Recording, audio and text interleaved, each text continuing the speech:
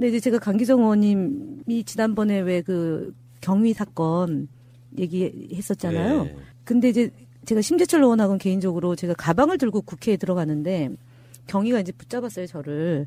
가방을 좀 보자고. 그래서 제가 아니 남자 경위가 어떻게 여성 국회의원 가방을 보자 그러냐. 그 또 본회의장 강기정 의원이 문제가 됐던 그 사건 있었던 그 공간이 있습니다. 그 이제 의원들이 잠깐 이제 담소 나누는 장소인데 거기서 경위가 갑자기 오더니만 그랬어요. 그랬더니 심재철 의원이 거기 서가지고 저한테 아니 가방 보여주지 왜 안 보여주냐고. 거기 무슨 체류탄이 들어있을지도 모르지 않냐고. 그렇게 막말을 했던 사람이 심재철 의원이에요. 그래서 제가 국회 윤리위원회 제소를 했는데 이분이 맞제소를 하더라고요. 그때는 여당이니까. 언제적 얘기예요? 19대 국회의원 할 때요. 그때는 체류탄 파동 2013년쯤 언제 같은데. 예, 2013년. 예, 뭐 그랬습니다. 뭐 그런 일이 있었어요? 그런 일이 있었어요. 저는 심재철 개인적으로. 근데 그때 정부 정말 어마어마했군요. 그렇게 보면은. 그러니까 소위 살아있는 권력을 어느 정도로 남용시키고 막말하고 함부로 하는지가 대표적으로 심재철 의원하고 저 개인적으로 있었던 보통 거예요. 국회에서 만약에 그 상황이었다 그러면 보통 국회의원들이 다른 당이라고 해도 어떻게 남자 경위가 여자 국회의원인데. 예, 가방을 보자 하냐. 네, 그렇게 얘기를 하는 게 해야 되는 게 맞죠. 맞는데 가방을 왜 못 보여주냐 그러면 그 안에 체류탄 있을지도 모르는데 이렇게 얘기를 했던 사람이에요. 이분 뭐 광주 출신이라면서요? 우리 광주 출신인데 광주에서 이미 내놨습니다. 사실은 이 심재철 지금 현 부의장하고 인연은 이제 정봉주 의원하고 인연이 있는 거예요. 2007년 BBK 특별법 할 때 그때 이제 저 정봉주 의원, 한병도 지금 정무수석 등등이 이제 BBK 특별법 추진을 하는 과정에서 이 심재철 부의장이 당시에 심재철 부의장이 몸이 불편해서 지팡이를 짚고 의지하고 지냈는데요. 그 지팡이로 정봉주 의원 눈 가운데 정수리를 내리 찍어서 당시에 큰 문제가 될 뻔했었습니다. 근데 왜 될 뻔합니까? 그때 놔뒀으니까 그때 이런 일이 이제 벌어지잖아요. 정봉주 의원이 그냥 그 동료 의원이고 그래서 양해를 한 거죠. 특히 지팡이가 뭐 무기였는데 짚고 다니는 지팡이여서 그냥 봐줬던 거죠 그때는. 이분 좀 치료가 필요하신 분 아니세요? 뿐만 아니라 우리 광주의 아시아 문화전당 관련된 예산 등 광주 예산을 심의할 때 특히 너무 그 의사를 분명히 반대 의사를 많이 펼치기도 하고 그래서 우리 광주의 출신 의원임에도 불구하고 광주의 고향인 의원임에도 불구하고 매우 불편한 의원님이시기도 합니다, 사실은. 이분이 그 우리한테는 이제 서울역 회군으로 유명하신 분이잖아요. 그러죠. 80년 네. 5월 5.18이랑 연관이 있죠. 예. 심재철 당시에 민주화 운동을 했던 분이고 더더욱 그래서 어려운 것이 민주화 운동을 했던 분이라서 많은 그런 부분에 기대를 하고 했는데 오히려 더 어떤 민주주의라든가 또 오늘 내란죄도 국가 정체성을 위태롭게 한다. 그래서 내란죄로 고발을 하는데 이 국가의 정체성을 세우고자 하는 것이 지금 문재인 정부이고 또 우리 민주당 여당인데요. 또 어찌된지 일인지 자꾸 심재철 우리 부의장은 과거에도 보면 그 큰 대세와 반대로 늘 거스르는 연어처럼 연어는 좋은 건가요? 연어는 갔다 오는 건데. 갔다 오는 거고 여기는 돌아오질 않는 연어가 됐어요. 심재철 부의장 이분이 광주 1고 출신이거든요. 근데 지금 대세가 바뀌었습니다. 그래서 광주 가면은 대동고하고 서석고가 굉장히 좋은 학교로 바뀌었기 때문에 최근에 광주일고가요. 네. 광주일고 출신자들이 그냥 어깨가 들썩들썩한답니다. 이 정부 들어서 그렇죠. 광주일고가 너무 많이 맞습니다. 예. 지금 장하성 실장, 이낙연 지사, 문무일 검찰총장. 저희 아버지도 계십니다. 광주일고신가요? 네. 근데 시대가 바뀌었어요. 지금은 광주 가면은 대동고와 서석고가 최고면 그 동의를 왜 안 하지? 좀 동의 좀 해주세요. 아니 의원님하고 둘이만 아는 얘기예요. 아니 제 1회 2회 다 들었어요. 그랬더니 뭐 그러셨어요? 집안 잔치 두 분이 하고 계시더라고. 서석고 나온 푸나님과 대동고 나온 강기정 의원이 형님 아우 하면서 막 무슨 학연 혈연 지연을 협파하자라는 새가 날아든다 해서 정말 지연 방송을 하고 있더라고요. 내년에 큰 뜻을 갖고 있기 때문에 특정 학교를 편드는 발언을 자제하겠습니다. 그렇지. 그러면 이제 대동고 출신들만 지지하게 되는 이상한 상태 안 돼. 이거는 편집을 안 해드리겠습니다. 자, 그렇고요. 어쨌든 그러면은 정치인이라는 게 바보가 아닌 이상 뭔가 목적이 있잖아요. 막말하는 것도 사실은. 두 분은 그게 뭐라고 보세요? 심재철은 왜 그런다? 제가 이제 심재철 의원의 이제 이 발언 나오고 나서 되게 급 관심이 높아졌어요. 네. 그래가지고 이제 심재철 검색어를 상위 검색어에 되는데 제가 일조한 사람으로서 쭉 보다 보니까 정두원 의원하고 이제 그 서가번 전 의원이 이제 방송에 나와서 주거니 받거니 하는 그 이제 프로그램에서 이분은 원내대표 경선 나오려고 하는 거 아니냐는 거죠. 그러니까 이제 국회 부의장 임기가 6개월밖에 안 남았으니까 원내대표 도전하는 거 아니냐 그런데 실제로 뭐 그건 아닌 것 같고 12일이 당대표 아니에요? 당대표? 그러니까 12일이니까 이건 아닌 것 같고 당대표 뭐 홍준표 낙마 이후에 홍준표를 낙마시키려고 그러나요? 근데 시중에는 홍준표 대표만한 대표가 또 없대는데. 만약에 정치적으로 이득이 있다면 홍준표는 사실 앞날이 불투명한 부분이 있잖아요. 그래서 이제 친박과 비박 또는 뭐 친홍과 비홍 이런 사이에서 아닌 것 같아요. 저는 그냥 죄송합니다만 후원금이 올해 3억 걷어야 되잖아요. 후원금 받으시려고? 뭐 실제로 그렇기 때문에 그런 막말하는 경우도 있을 수 있을까요? 정치인들이 어떤 막말할 때 또 발언을 할 때 의도를 갖는데 이 홍준표 대표의 막말은 이제 특활비 이런 것 때문에 물타기 때문에 이제 막말을 했던 것 같아요.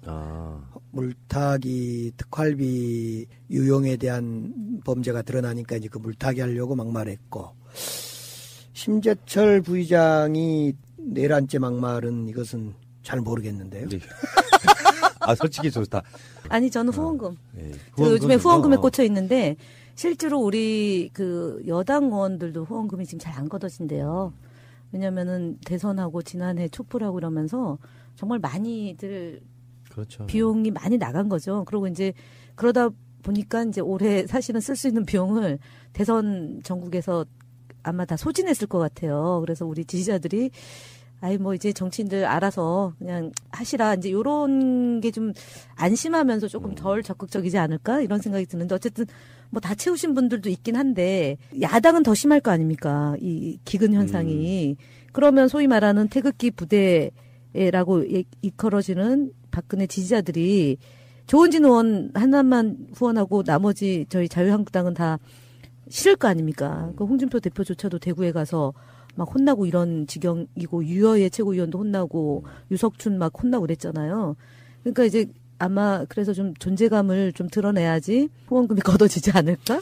결국은 지금 이 문재인 정부들 우리 정부가 잘하고 있고 여러 가지 어려움은 있지만은 그 순간순간 잘 헤쳐나가는 이런 상황에서 새누리당, 자유한국당은 지금 전열이 정비가 안 된 거 아닙니까? 그래서 전열 정비를 위한 지지층의 결집용 메시지다. 저는 이렇게 보여집니다. 그래서 아직은 전열을 정비하기에 할 방도도 못 찾고 있는데 그러나 속수무책 당할 수만 없다. 그래서 내 질르는 지지층을 결집하기 위한 내 질르는 그냥 발언이다. 예. 그 이상도 이하도 아니다 싶습니다. 깊이 의미 부여를 하면 오히려 휘말리는 거다. 네. 뭐 이런 걸 수도 있고 그렇다고 어마어마한 막말을 했는데 그냥 냅둘 수도 없잖아요. 법적 대응은 다 해야죠. 예. 홍준표 자유한국당 대표는 지금 이런 얘기했어요. 개헌을 지방선거에 붙여서 추진하면 안 된다. 뭐 이런 얘기를 우리가 방송을 한번 한 적도 있거든요. 네. 그리고 이제 공천에 관한 부분은 보통 이제 3월 말에서 4월 달 정도에 공천하는데 자유한국당은 가능하면 2월 말에 좀 땡겨서 하겠다 이런 얘기까지 했는데 자유한국당의 이런 생각, 지방선거에는 안 된다고 하는 의도가 뭐라고 보세요? 문재인 대통령의 공약은 동시선거고 우리 당도 동시선거 하자 이런 입장인데요. 야당 입장에서 특히 홍준표 자유한국당 입장에서는 개헌을 동시에 선거를 하면 투표율도 올라갈 거고 결국 선거에 불리할 거다.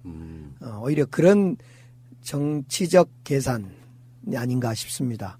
문제는 지금은 저는 개헌을 지방선거와 동시에 할 거냐 말 거냐도 논의해야 되지만은 우선 그것보다 먼저 개헌안 내용에 대해서 빨리 국회에서 합의안을 도출해내야 된다고 생각합니다. 네. 지금 우리 강 의원님은 마음이 급해요. 왜냐하면 헌법에 지방 분권이 확실하게 못이 박히고 지방정부라고 부를 수 있어야 되잖아요. 네. 권력구조 말고 그것만이라도 넣어서 개헌할 수 있는 건데 정치인들은 지금 권력구조 개편에만 지금 현안이 돼 있는 거 아니에요. 일부는. 저는 이제 기본권도 있고 권력구조 개편도 있고 그런데 저는 지방재정권이 확보된 자치 분권형 개헌 저는 이거에 관심이 제일 많고요. 예. 홍준표 대표처럼 이걸 지방선거와 동시에 하지 않으려면 미리 하면 되겠네요. 개헌을 미리 땡겨서.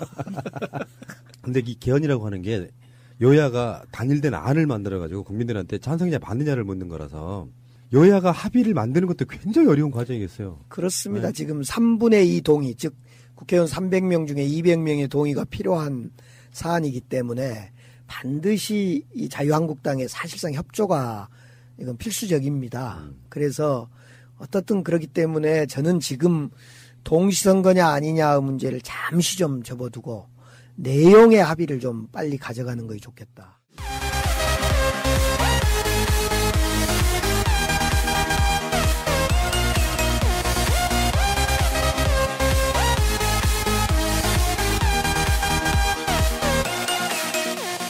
이 정부 들어서 그렇죠. 광주일고가 예. 너무 많이 맞습니다. 예. 지금 장하성 실장, 이낙연 지사, 문무일 검찰총장. 저희 아버지도 계십니다. 광주일고신가요? 네. 근데 시대가 바뀌었어요. 지금은 광주 가면은 대동구와 서석구가 최고입니다. 그 동의를 왜 안 하지? 좀 동의 아니요. 좀 해주세요. 아니, 의원님하고 둘이만 아는 얘기예요. 아니, 네. 제 1회 다 들었어요. 그랬더니 그러셨어요? 집안잔치 두 분이 하고 계시더라고. 서석구 나온 푸나님과 대동고 나온 강기정 의원이 네. 형님 아우 하면서 막 무슨 학연, 혈연, 지연을 아니, 둘이 협파하자라는 새가 날아든다 해서 정말 지연 방송을 하고 제가 있더라고요. 내년에 큰 뜻을 갖고 있기 때문에 특정 학교를 편드는 발언을 그렇지, 자제하겠습니다. 그렇지. 그러면 이제 대동고 출신들만 지지하게 되는 이상한 상태 안 돼. 이거는 편집을 안 해드리겠습니다. 자, 그렇고요. 어쨌든 그러면은 정치인이라는 게 바보가 아닌 이상 뭔가 목적이 있잖아요. 막말하는 것도 사실은. 두 분은 그게 뭐라고 보세요? 근데 이제 제가 강기정 의원님이 지난번에 왜 그 경위 사건 얘기했었잖아요. 네. 근데 이제 제가 심재철 의원하고는 개인적으로 제가 가방을 들고 국회에 들어가는데 경위가 이제 붙잡았어요, 저를. 가방을 좀 보자고. 그래서 제가 아니 남자 경위가 어떻게 여성 국회의원 가방을 보자 그러냐. 그 또 본회의장 강기정 의원이 문제가 됐던 그 사건 있었던 그 공간이 있습니다. 그 이제 의원들이 잠깐 이제 담소 나누는 장소인데 거기서 경위가 갑자기 오더니만 그랬어요. 그랬더니 심재철 의원이 거기 서가지고 저한테 아니 가방 보여주지 왜 안 보여주냐고. 거기 무슨 체류탄이 들어있는지도 모르지 않냐고. 그렇게 막말을 했던 사람이 심재철 의원이에요. 그래서 제가 국회 윤리위원회 제소를 했는데 이분이 맞제소를 하더라고요. 그때는 여당이니까. 언제적 얘기예요? 19대 국회의원 할 때요. 그때는 체류탄 파동 2013년쯤 언제 같은데. 예, 2013년. 예, 뭐 그랬습니다. 뭐 그런 일이 있었어요? 그런 일이 있었어요. 저는 심재철 개인적으로. 근데 그때 정부 정말 어마어마했군요.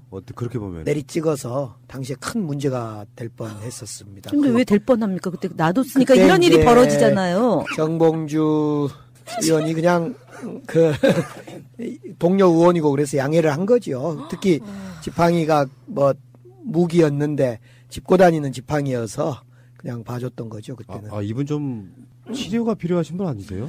뿐만 아니라 우리 광주의 아시아 문화전당 관련된 예산 등 광주 예산을 심의할 때 특히 너무 그 의사를 분명히 반대 의사를 많이 펼치기도 하고 그래서 우리 광주의 출신 의원임에도 불구하고 광주의 고향인 의원임에도 불구하고 매우 불편한 의원님이시기도 합니다, 사실은. 이분이 그 우리한테는 이제 서울역 회군으로 유명하신 분이잖아요. 그러죠. 80년 네. 5월 5.18이랑 연관이 있죠. 예.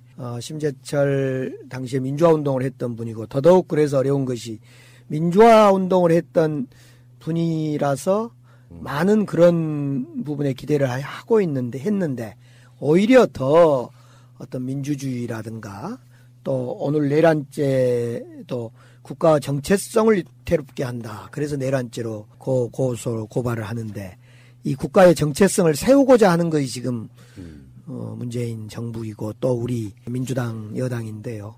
또 어찌된지 일인지 자꾸 심재철 우리 부의장은 과거에도 보면 그 큰 대세와 반대로 늘 거스르는 연어처럼 연어는 좋은 건가요? 연어는 좋은 거. 갔다 오는 건데. 갔다 오는 거고 여기는 돌아오지를 않는 연어가 됐어요. 심재철 부의장 이분이 광주 1고 출신이거든요. 근데 지금 대세가 바뀌었습니다. 그래서 광주 가면은 대동구하고 서석구가 굉장히 좋은 학교로 바뀌었기 때문에 최근에 광주일고가요. 네. 광주일고 출신자들이 그냥 어깨가 들썩들썩한. 그러니까 소위 살아있는 권력을 어느 정도로 남용시키고 막말하고 함부로 하는지가 대표적으로 심재철 의원하고 저 개인적으로 있었던 보통 거예요. 국회에서 만약에 그 상황이었다 그러면 보통 국회의원들이 다른 당이라고 해도 어떻게 남자 경위가 여자 예, 국회의원 예, 가방을 보자 하냐. 네, 그렇게 그렇게 얘기를 하는 게 해야 되는 게 맞죠. 맞는데 가방을 왜 못 보여주냐 그러면 그 안에 체류탄 있을지도 모르는데 이렇게 얘기를 했던 사람이에요. 이분 뭐 광주 출신이라면서요. 우리 광주 출신인데 광주에서 이미 내놨습니다. 사실은 이 심재철 지금 현 부의장하고 인연은 이제 정봉주 의원하고 인연이 있는 거예요. 2007년 BBK 특별법 할 때 그때 이제 저 정봉주 의원, 한병도 지금 정무수석 등등이 이제 BBK 특별법 추진을 하는 과정에서 이 심재철 부의장이 당시에 심재철 부의장이 몸이 불편해서 지팡이를 짚고 의지하고 지냈는데요. 그 지팡이로 정봉주 의원 눈 가운데 정수리를 어?